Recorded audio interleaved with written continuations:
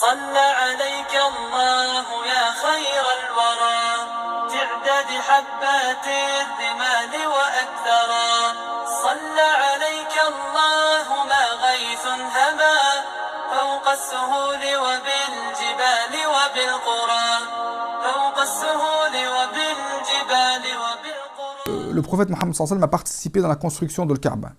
À 35 ans, les Qurayshites ont vu que le Kaaba était une construction où il n'y avait que des murs fendus qui allaient tomber. Et même certaines parties du mur de Kaaba ont commencé à tomber déjà. Il n'y avait pas de toit. Le Kaaba n'avait pas de toit. Et c'était vraiment un état. Le Kaaba était dans un très très très mauvais état. Donc ils ont dit la seule solution c'est que de refaire tomber toute le Kaaba. Parce que la rénover, c'est impossible de la rénover. Il faut reconstruire le Kaaba. Il faut faire tomber tous les murs et reconstruire le Kaaba de nouveau. Donc là, quand ils ont voulu reconstruire le Kaaba de nouveau, ils se sont dit, déjà, première chose, il faut savoir comment on va la faire tomber. Est-ce que si on la fait tomber, il n'y a pas de risque? Parce que Allah il peut nous envoyer des oiseaux comme il a envoyé sur le peuple de Abraha, le peuple qui a été anéanti par les oiseaux qui portaient dans leurs pattes des pierres de feu. Ils ont dit, Allah subhanahu wa ta'ala peut nous détruire.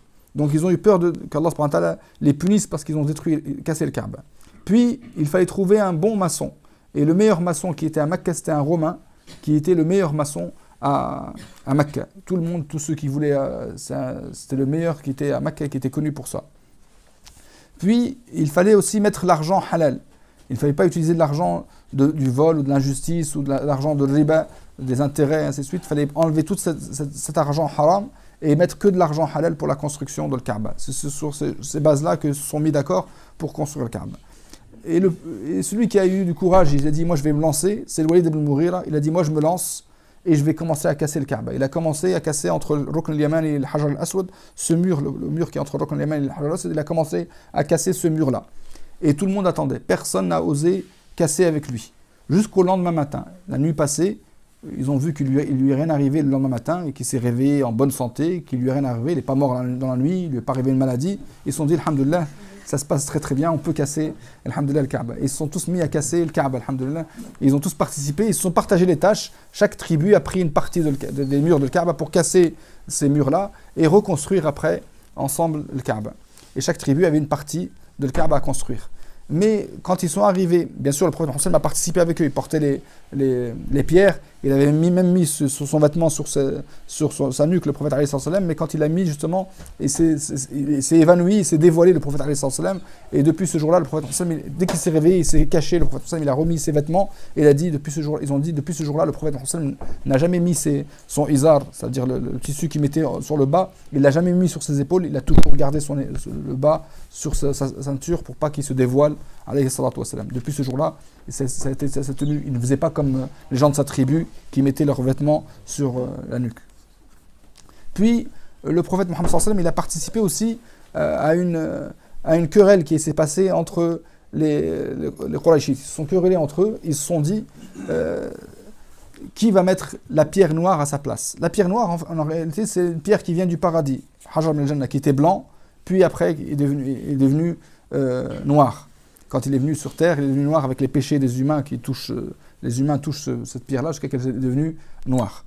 Cette pierre-là, cette pierre noire est dans un des angles de le Kaaba. Bien sûr, maintenant, la pierre noire, il ne reste plus rien de la pierre noire. Il ne reste que des petits morceaux de la pierre noire. La pierre noire a disparu, maintenant, c'est des morceaux qui sont restés. Mais sinon, il ne reste plus rien. Ils ont collé des petits morceaux comme ça avec de la résine, un petit peu de pierre. Ils ont collé ça, ils l'ont mis dans un cercle. Et c'est ce que vous voyez maintenant dans le coin, dans le Kaaba. Mais c'est pas tout le rond qui est de la pierre noire. C'est juste des petits endroits qui sont de pierre noire, c'est tout. C'est deux petits endroits, de petites pierres qui se trouvent seulement, qui sont des restes de la pierre noire. Parce que dans l'histoire, il y a eu des gens qui ont attaqué le Kaaba et qui ont pris la pierre noire dans l'histoire des musulmans. À l'époque, après la mort du prophète Mohammed, il y a un peuple qui sont venus et qui ont pris la pierre noire. Et la Mecque est restée pendant 28 années sans pierre noire. Puis après, alhamdoulilah, on a retrouvé ces pierres noires et on les a remis à leur place. Mais c'était des pierres qui étaient cassées, on les a recollées, alhamdoulilah, à leur place. Al-Muhim, le prophète Mohammed, quand il a su qu'il y a eu une querelle, il n'a pas su qu'il y avait une querelle, mais il a assisté à cette querelle-là. Cette querelle-là, justement, quand ils se sont battus, ils allaient avoir une bataille, ils ont failli s'entretuer, qui sera la tribu qui va mettre les pierres noires à leur place. Mais ils se sont dit à la fin, ils ont dit, on va prendre comme juge le premier qui va rentrer chez nous, on le prendra comme juge. Et le premier qui est rentré par la volonté d'Allah subhanahu wa ta'ala, c'était le prophète Muhammad sallallahu alayhi wa sallam. Ils ont dit, alhamdoulilah, lui est honnête, on accepte son jugement. Alors ils ont dit, juge entre nous. Qui est la tribu qui va prendre la pierre noire et qui va mettre à sa place? Il leur a dit, ramenez-moi un vêtement. Ils lui ont ramené un vêtement. Il a pris le prophète Muhammad sallallahu alayhi wa sallam lui-même la pierre noire, il l'a mis dans le drap, dans le vêtement, et il leur a dit que chaque chef de tribu prenne un côté de ce vêtement. Ils sont tous avancés près de le Kaaba, et le prophète il a pris lui-même la pierre noire et il l'a mis à sa place, le prophète alayhi sallam, et ils ont construit après le reste autour de la pierre noire, au-dessus de la pierre noire. Donc voilà comment le prophète Muhammad sallam, il a eu cet honneur de mettre la pierre noire à sa place, et comment il a été aussi sage, le prophète alayhi sallam, pour arrêter une querelle et une bataille, parce que pour moins que ça, il y a des guerres qui se déclenchent. Alors vous imaginez pour une pierre noire, si c'est pour des chameaux, ils se battent, ils font des guerres, pour une pierre noire, je peux vous dire que la guerre n'en finirait pas. Mais alhamdulillah, le prophète Muhammad sallallahu alayhi wa sallam était là, et alhamdulillah, Allah subhanahu wa ta'ala a donné l'honneur au prophète Muhammad sallallahu alayhi wa sallam de mettre la pierre noire à sa place et d'arrêter ce combat et cette querelle entre les tribus arabes.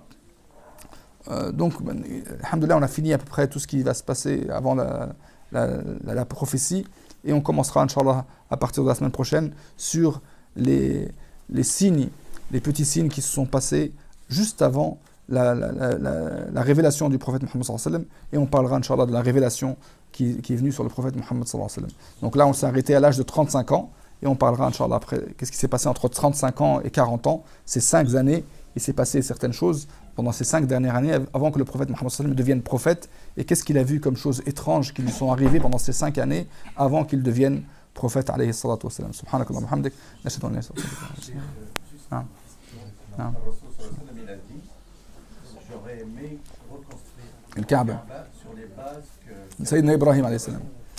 Et ça a été fait. Après la mort du prophète Muhammad sallallahu alayhi wa sallam, il en avait parlé, le prophète Muhammad sallallahu alayhi wa sallam, à son épouse, de construire le Kaaba comme elle a été construite à l'époque d'Ibrahim alayhi salam. Donc, c'est pas un cube. Le Kaaba, maintenant on la voit, c'est un carré, tous les côtés sont égaux. Mais normalement, le Kaaba, c'est pas comme ça. Le Kaaba, elle est longue, elle arrive jusqu'au petit muret. Vous voyez le petit muret qui est à côté du Kaaba, ce petit mur, c'est jusqu'à là qu'elle arrive le Kaaba. Normalement, c'est cet angle-là. Et le prophète Muhammad sallallahu alayhi wa sallam a voulu mettre aussi 2 portes. Une porte d'entrée, une porte de sortie. Il a dit, si les kuffars de Quraysh n'étaient pas encore nouveaux dans l'islam, j'aurais détruit le Kaaba, j'aurais cassé le Kaaba et je l'aurais reconstruit comme elle était construite à l'époque d'Ibrahim alayhi salam, la reconstruire sous la même forme qu'il a construite Ibrahim alayhi salam. Abdullah ibn Zubayr, il a entendu ça de sa tante Aïcha radhiyallahu anha. Quand elle a été calife, il a cassé le Kaaba et il l'a reconstruit comme ça. Et il a mis 2 portes. Et en mettant 2 portes, il a rabaissé la porte. Ça veut dire la porte, elle était plus élevée comme vous la voyez maintenant. La porte de Kaaba était basse. Et il a mis 2 portes. Une porte du côté où vous voyez la porte là maintenant, et une porte de l'autre côté.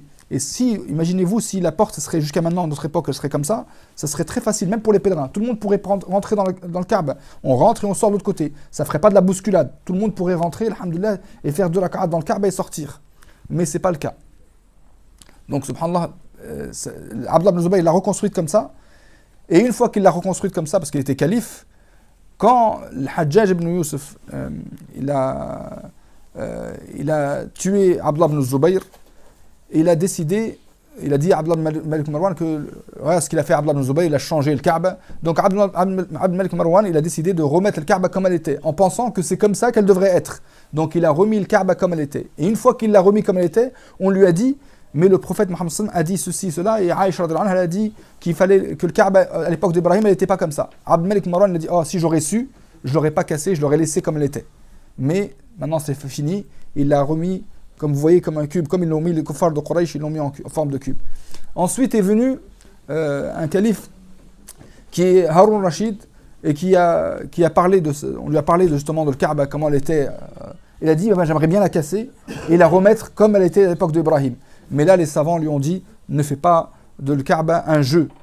Quelqu'un qui l'a détruit, l'autre il l'a grandi, l'autre il l'a rapetissé, laisse-la comme elle est, personne ne touche. Et depuis cette époque-là, personne n'a touché le Kaaba, elle est restée comme elle est, pour pas que ce soit un jeu, un roi il vient, il l'a grandi, un autre roi il vient, il l'a rapetissé. Donc pour pas qu'elle reste un jeu, c'est la maison d'Allah subhanahu wa ta'ala, on respecte, donc elle est restée comme elle est, elle a été construite en forme de cube.